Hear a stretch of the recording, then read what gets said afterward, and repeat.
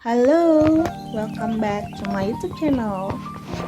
Kok kayak beruang gitu ya? Kayak beruang madu.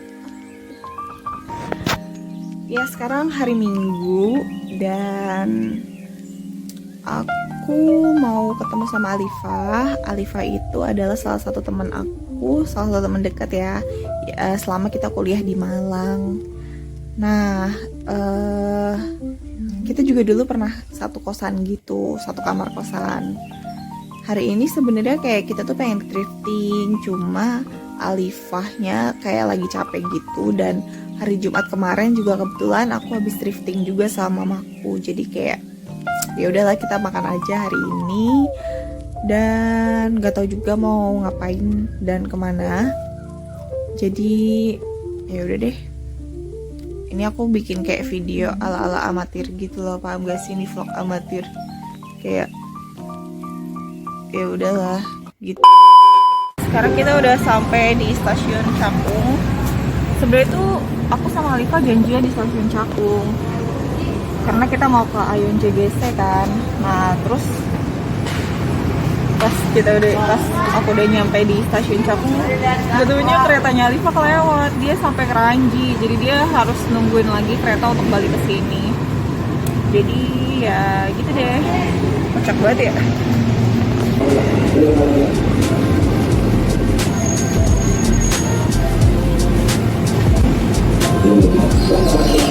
Kayaknya itu deh. Sumpah demi Allah. Kayaknya ini deh. Nih.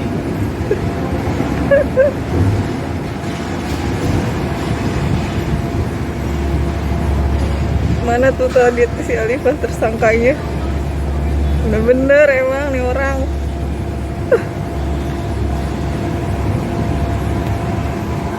Nah ini dia orangnya.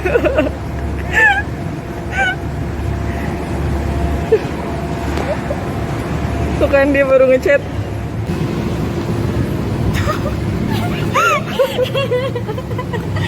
Alifah, tadi aku lihat kamu di situ. Oh ya, lihat. Waalaikumsalam. Kocak banget. Alifah, kita nggak jadi ke Ayon JGC. Iya. Kita lagi di stasiun MRT.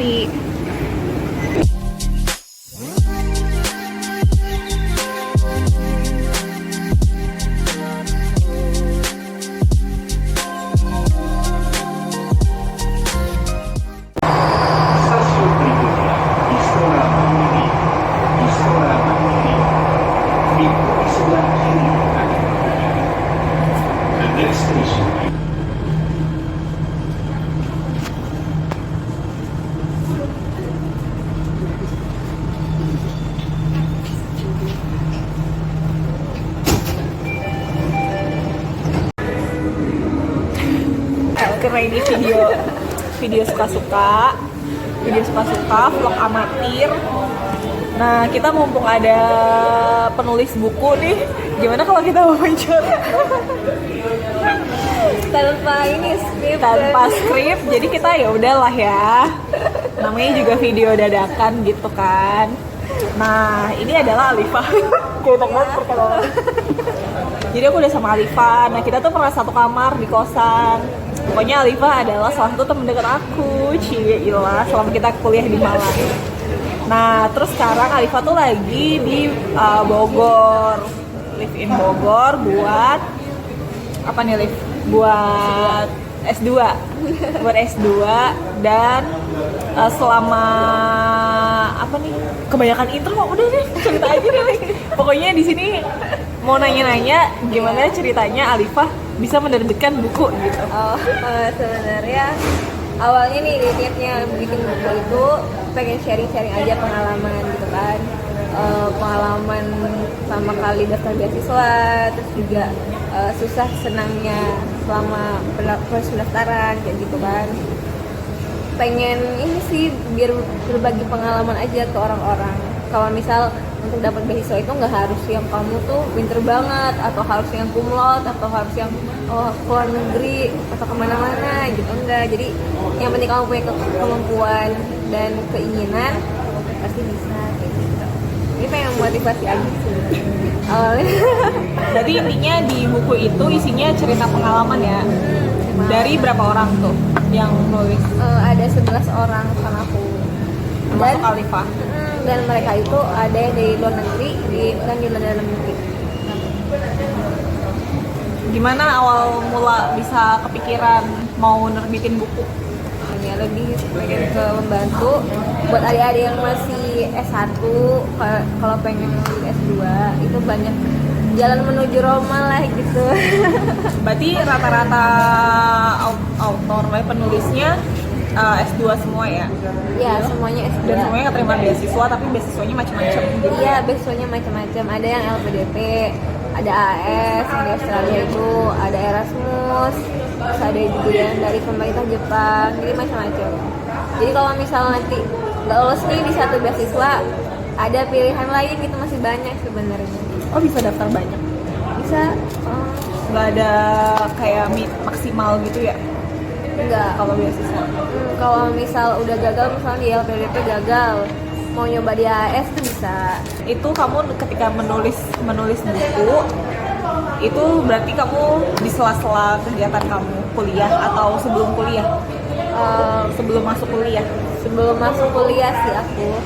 Sama prosesnya kan agak lama juga ya untuk terbit bukunya.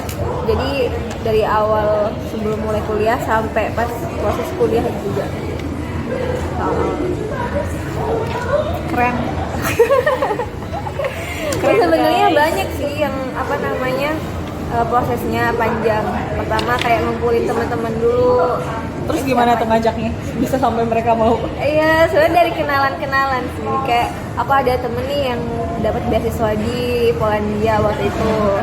Terus habis itu ada nggak teman lain yang juga dapat beasiswa? Tapi orang Indo. Orang Indo. Iya. Terus habis itu dia ngajakin temennya tuh, ada yang dari Erasmus, beasiswa Erasmus. Ya udah, kalau dia mau dia aja gitu kan. Terus dari temennya aku juga ada beasiswa PMDSU yang dia langsung S3. Kamu ada nggak temen yang dapat beasiswa unggulan? Ada, katanya itu diajak juga. Jadi macam-macam gitu. Jadi bervariasi dari teman-teman sih. Berarti kamu menyampaikannya dari mulut ke mulut gitu ya? Ya, gitu aja. Terus apa lagi nih?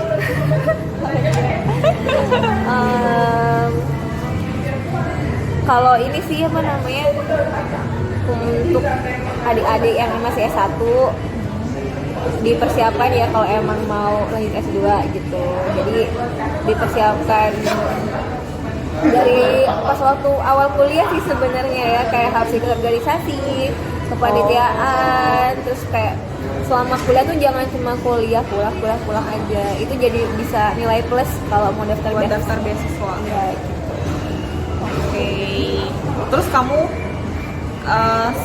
waktu kamu daftar beasiswa, kamu dapat referensinya dari mana? Referensinya Nanya ke kakak tingkat? Ya dari temenku yang udah keterima duluan gitu. Dia daftarnya tahun 2018 kan aku 2019 kan aku 2020.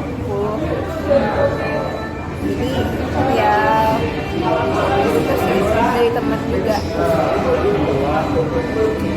Oke. Nah, aduh, ya pokoknya gitu deh. Kalau misalnya teman-teman mau daftar beasiswa terus bingung mau nyari referensinya di mana, bisa baca-baca pengalaman Alifah dan teman-teman yang menulis buku. Judulnya apa? The Scholarship Holders is You. The Scholarship Holders is You. Nah, itu bisa dibeli di Shopee. Ini ada di akunnya Alifah. Jadi kalian ke akunnya Alifah dulu, akun Instagram @Alifah MDYH. Terus nanti di situ ada link buat beli bukunya. Ya. Nah, gitu ya guys. Nah, karena tadi kita udah kayak MC. Karena tadi kita udah ngobrol masalah apa nih? Kisah menginspiratif. Sekarang kita mau ngobrol yang gak penting aja sih. Jadi Ya udah, sekarang kita ngobrol hantu-hantuan aja. Kamu kalau punya cerita? Aku ada cerita. Aku juga sebenarnya ada cerita, tapi cerita adek aku, bukan cerita aku. Oh, siapa dari kamu cerita? Kamu duluan aja. Siapa aku? Iya. Oke. Bukan cerita pengalaman gue sendiri sih. Misalnya tuh, kan dia bisa lihat makhluk yang nggak kasih mata. Gitu. Beneran? Iya beneran. Berarti dia ini dong. Tapi sensor. Punya indra ke 100. Iya. Indra ke 6 ya gitu. Nah, dia tuh tapi bukannya takut kalau lihat kayak gitu, malah dicariin. Sumpah. Iya. Dan Gue kejar loh mana gitu ya. pernah ada pengalamannya dia itu kan ke Batu tuh, di Batu. Nah malam-malam kayak nonton kayak itu lampu-lampu gitu kan di Batu. Terus dia ngelihat hantu yang warnanya hitam tinggi gitu. Terus hantunya tuh ngeliatin kayak mau nakut-nakutin gitu. Sama si temenku ini diliatin doang. Kayak nantang gitu loh, diliatin. Terus si hantunya kayak berusaha untuk nakutin. Tapi lama-lama dia ngira karena kok orang ini nggak takut-takut ya, dia malah diliatin balik coba. Gangguin nih orang gak ada takutnya gitu. Terus akhirnya diikutin coba sampai temanku turun dari Batu ya sampai ke kotanya tuh. Itu di Paralayang ya? Iya, Paralayang sampai ke kotanya yang ada alun-alun itu. Diikutin. Beneran? Dia beneran.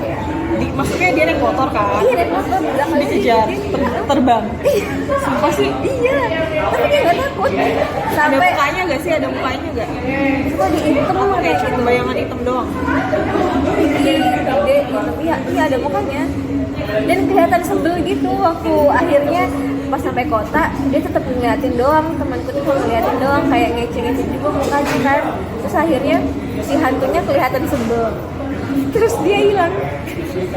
Nah itu salah satu tips buat kalian yang bisa lihat hantu. Kalau soal ada hantu menampakkan diri, kalian bisa bales liatin sampai dia sebel, sampai dia pegal. Iya. Ntar lama-lama hilang sendiri berarti. Ya bener. Tapi itu gak pegel-pegel deh. Sebel nggak sih jadi hantunya kayak ini orang kok nggak takut sih, apa dari tadi aku udah berusaha buat nakutin gitu. Maksudnya kayak si orang itu yang bisa ngeliat hantu, dia nggak merasa kayak apa, kayak sakit kan orang kalau bisa lihat. Kalau misalnya dia kayak diikutin, itu kan kayak ada pegel-pegel apa gitu. Dia juga pernah katanya di tol ya ngeliat hantu yang kepalanya bisa muter. Serem banget.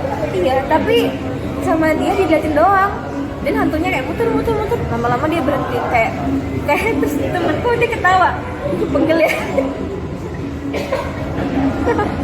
Sumpah sih, Dia sampai sejelas itu ya kalau melihat. iya, sampai hantunya pegel juga muter-muter terus dia aneh kok nggak takut ya gitu. Jadi itu guys, genrenya horror komedi. Aku nggak pernah sih kayak ngeliat kayak gitu.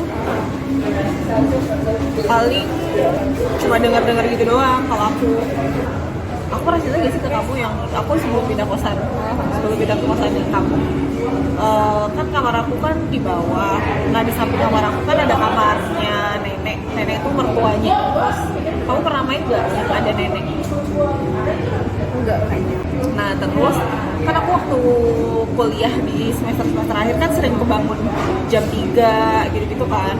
Nah terus waktu itu aku pengen kebangun jam 3, terus aku pengen ke kamar mandi. Nah tapi tuh pas aku bangun itu tuh kayak ada suara orang. Kamu tau gak sih kayak sepatu heels, dia tuh kayak diketok, suara diketok-ketok lantai, kayak tok lama banget. Dan itu tuh suaranya percis di depan aku, bukan di depan aku, di depan kamar aku.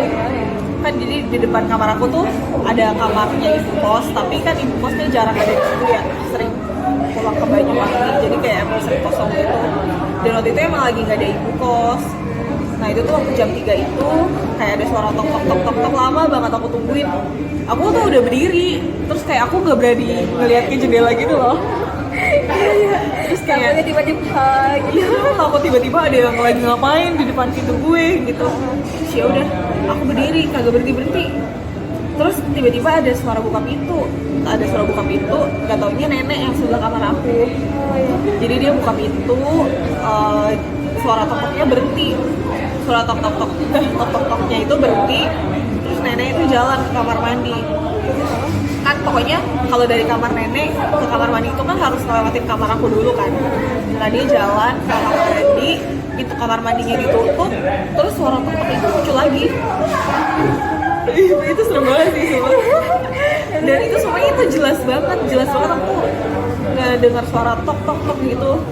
Itu tuh kayak suara heels yang diketok-ketok ke lantai, pokoknya lama banget. Terus habis itu si nenek udah selesai dari kamar mandi, dia keluar, suara itu berhenti, terus nenek masuk, suaranya udah gak ada, udah hilang. Jadi dari situ aku baru berani ke kamar mandi. Pokoknya aku suara-suara gitu sih. Terus kayak di rumah aku dulu pernah aku nunggu subuh aku ngaji, terus ada suara orang nangis, tapi tetap aku cuekin. Aku tetap lanjut ngaji, terus ada suara orang nangis, tapi nangisnya kayak samar-samar gitu. Terus aku terusin sampai udah ada ngaji-ngajian yang mau subuh, baru dia berhenti. Kalau adek aku tuh sering diliatin gitu nih si Waris. Jadi dia tuh emang dari dulu, zaman dulu sih, kayak dari zaman masih bocah. Kan kalau bocah kan ngaji ya. Nah dulu tuh pokoknya dia masih SD, terus kita tuh emang di RT ada pengajian ngaji bocil-bocil gitu loh, rutin abis maghrib di musola. Nah posisinya itu tuh abis maghrib, terus kita tuh di musola, yang mana musola itu tuh masih satu wilayah sama sekolah SD kita. Jadi kan aku sama adik aku emang satu SD. Jadi kayak SD-nya tuh letter L, terus di musolanya tuh di sebelah sininya. Nah terus rumah aku tuh di sebelah sini dulu. Jadi kayak dari rumah ke sini kan otomatis kelihatan banget ya. Koridor sekolah tuh kelihatan banget. Nah terus adik aku tuh dia ngaji, terus lupa ngambil apa gitu, dia lupa bawa barang. Akhirnya dia pulang lagi ke rumah. Pas dia pulang ke rumah, nggak taunya pas dia mau buka sendal ke musola, dia ngeliat ada cewek baju putih berdiri di pojokan koridor sekolah. Yang kan itu letter L, di sudutnya itu ada cewek berdiri kayak, aku nggak tahu sih ini berdiri atau sambil kayak mondar mandir gitu. Terus tiba-tiba cewek itu kayaknya sambil mondar mandir sih, soalnya tiba-tiba cewek itu berhenti, terus dia kayak pengen nengok ke arah dia aku. Terus dia aku langsung lari ke dalam musola. Tapi dia pasti bisa ngeliat dulu dong. Mungkin kayak nggak bisa sih, cuma kayak ada momen-momen aja gitu, kayak kadang-kadang dia suka dilihatin gitu. Pokoknya ada aku mah dia pernah ngeliat pocong pernah, terus ngeliat nenek-nenek pernah, terus ngeliat. Jadi dia adanya kamu bisa lihat hantu berarti namanya kayak gitu. Tapi nggak setiap hari, nggak kayak bener-bener kebuka mata batinnya gitu, enggak. Iya. Kayak kadang-kadang doang. Itu juga pas masih bocil rata-rata. Oh sekarang udah nggak bisa. Gak tau kalau sekarang. Terus pernah lihat yang bayangan hitam juga. Kalau aku pernahnya dengar suara diketawain kuntilanak. Oh enggak ya, jelas. Aku pernah tuh di lab aku sekarang buat penelitian, ada penunggunya katanya emang di lab itu. Pernah ada adik yang penelitian sama aku juga, kata pas temannya mereka bertiga, padahal mereka sih berdua kan. Temennya satunya lagi kemana kok nggak diajak? Bapak kita emang berdua dari tadi. Enggak, saya lihatnya kalian bertiga katanya. Iya, yang satunya tadi tuh ke sana, kalian berdua ke sana katanya. Iya ada kok dari tadi kalian berdua. Itu sore dari pagi atau sore? Udah sore hampir malam gitu. Jadi emang orang-orang lain di sana nggak mau kerja sampai sore banget, apalagi malam ya. Udah menghindari banget emang, karena udah tahu ada di sana. Dan adik-adik itu kayak mungkin mereka belum tahu kan. Sama pas satpam kayak gitu. Ada 3, saya tadi lihat ada 3. Berarti selama mereka melakukan penelitian mereka ditemani. Iya. Tapi itu bener, mereka kan kalau penelitian pasti kan nggak cuma sehari dong, kalau kayak berhari-hari. Berarti si satpamnya tuh selama berhari-hari itu dia ngeliatnya bertiga terus. Enggak, pas hari itu doang. Apa hari itu doang? Soalnya itu sampai agak malam gitu loh di sana. Dan suasana juga kayak habis hujan gitu. Ya Allah. Makanya aku kalau misalnya di sana harus ada temennya. Kalau misalnya mau sampai agak sorean jam 5 ya, mau ada temennya. Nggak mau sendiri. Tapi aku juga nggak mau kok sendiri walaupun siang-siang di lab. Serem vibes sih. Kayak nggak tahu di mindset aku tuh lab tuh selalu serem gitu loh. Dulu waktu kita masih kuliah di Malang, kan aku sempat ngerjain yang penelitiannya Pak ini. Kan cuma aku, Arta, sama Sabrina. Udah gitu kan kita kayak suka ganti-gantian gitu kan. Nah itu tuh aku bener-bener gak berani kalau nge-lab sendiri.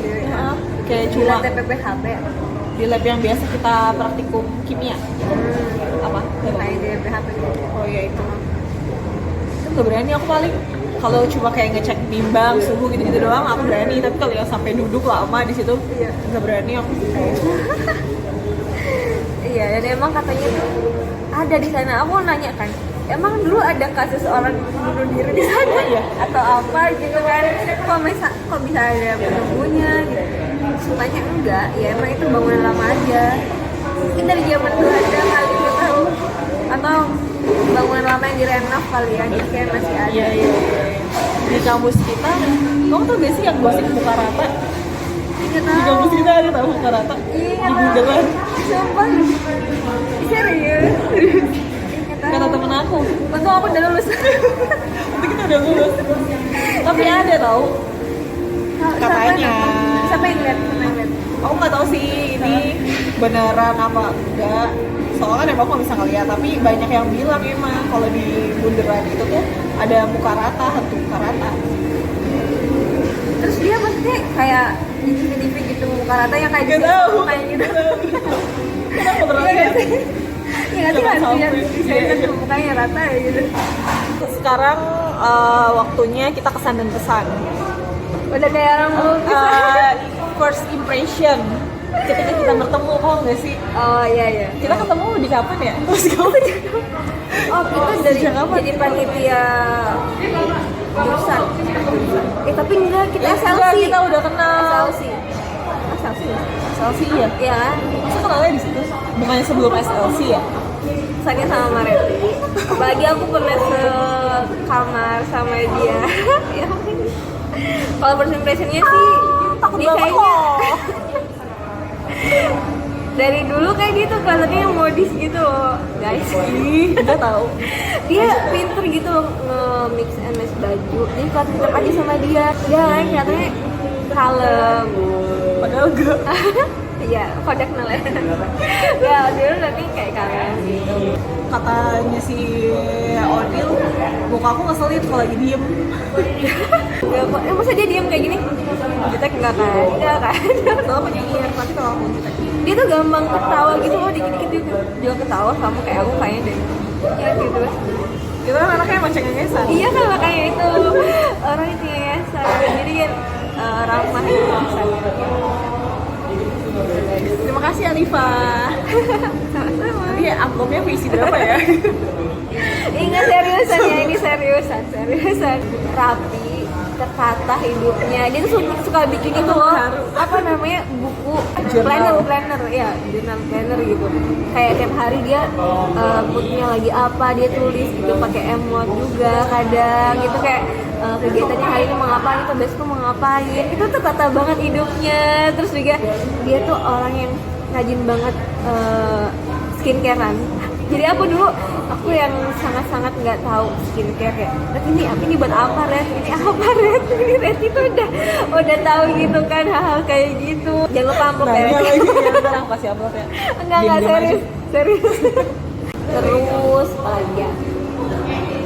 Dia itu ini apa namanya? Nganggep banget itu sama temannya. Jadi kayak aku waktu ke Jakarta, kita ketemu ya Aliwa gitu. Dia, kita ketemu lagi, kita main yuk gitu. Jadi kayak aku ngerasa aku udah dianggap sebegitu ada. Kan ada orang yang udah misalnya udah lama nih nggak ketemu gitu, ya udah lah gitu kayak hilang kontak segala macam. Ini enggak. Tapi buktinya kita ada di video berjuang dapetin sushi. Ya kesan aku ke Alifa, yang pertama Alifa orangnya kalem udah pasti.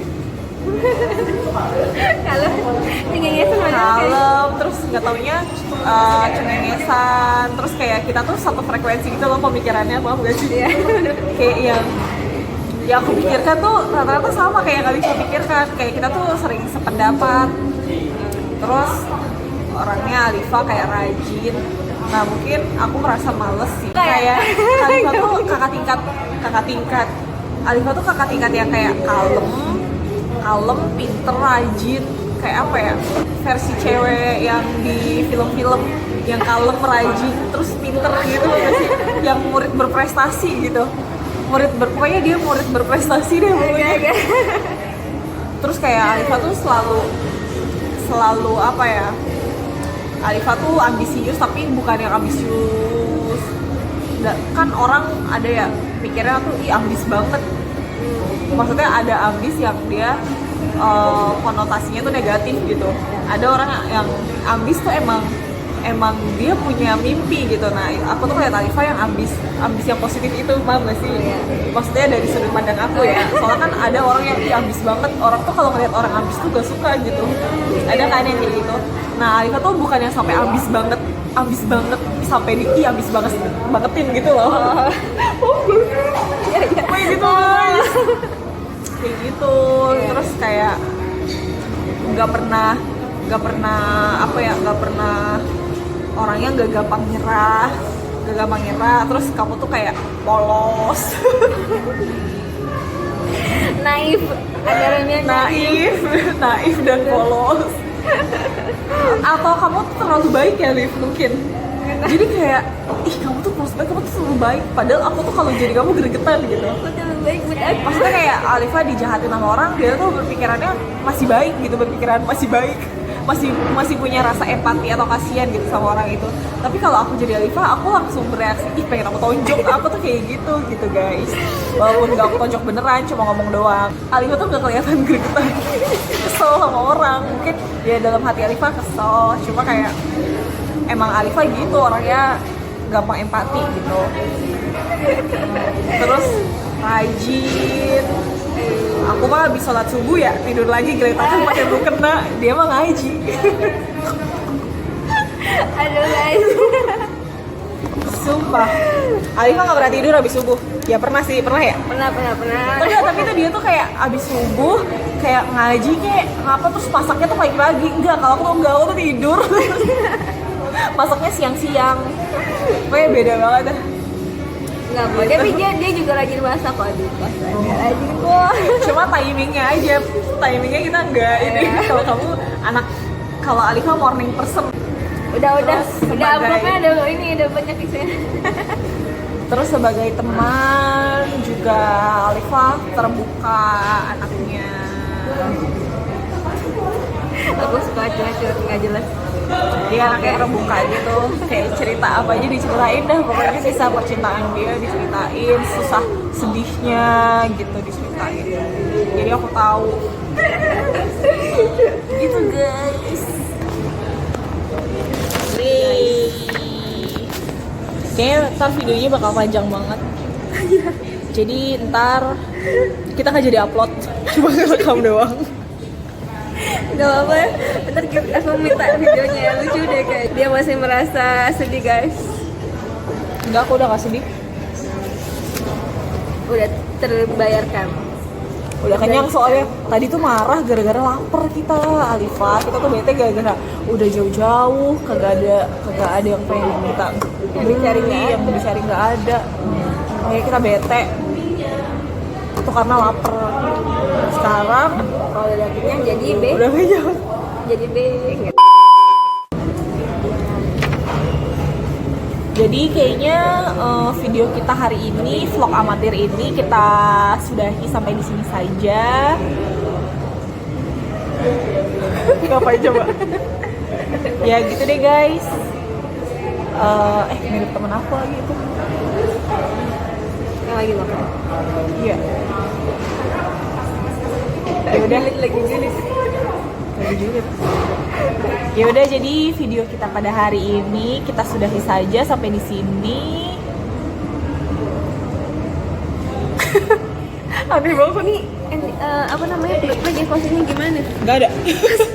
Rati gitu. Gak ada. Aneh banget. Gak ada, udah gitu doang. Nanti bikin ini closingnya gimana gitu, Rat? Udah aja. Kayak si ini. Oh ya udah. Yaudah deh, bye. Bye. Sampai ketemu di video selanjutnya. Ya.